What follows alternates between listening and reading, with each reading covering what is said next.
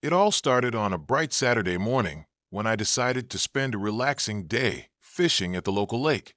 As a lifelong enthusiast, I cherished these moments of peace and solitude. However, the HOA, Homeowners Association, had other plans. A few hours into my quiet fishing, I was approached by a couple of board members. They informed me that fishing was not allowed at the lake without proper approval and a fee. I was stunned.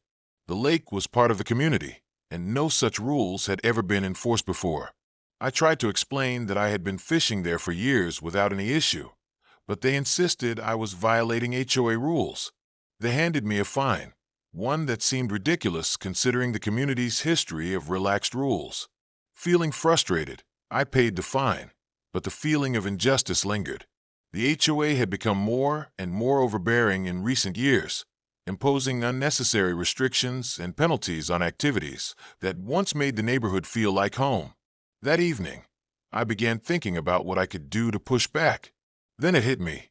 If the HOA thought they could bully me over a small fishing fine, perhaps they had underestimated me. I decided to turn the tables. I started researching the lake's ownership and zoning laws. After a couple of weeks of negotiation, I made the bold decision to purchase the lake itself, along with the surrounding land. I didn't stop there. I went one step further and bought the adjacent properties, including the very homes of some of the HOA's most vocal members. Once the deal was finalized, I made an announcement to the entire neighborhood. I informed them that the lake was now private property, and from that day forward, the HOA was no longer allowed to enforce its petty rules. I also banned the HOA board members from stepping foot on the property.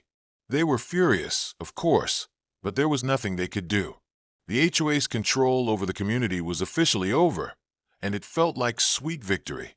From that moment on, I spent my days fishing in peace, with the lake to myself and no one to tell me otherwise.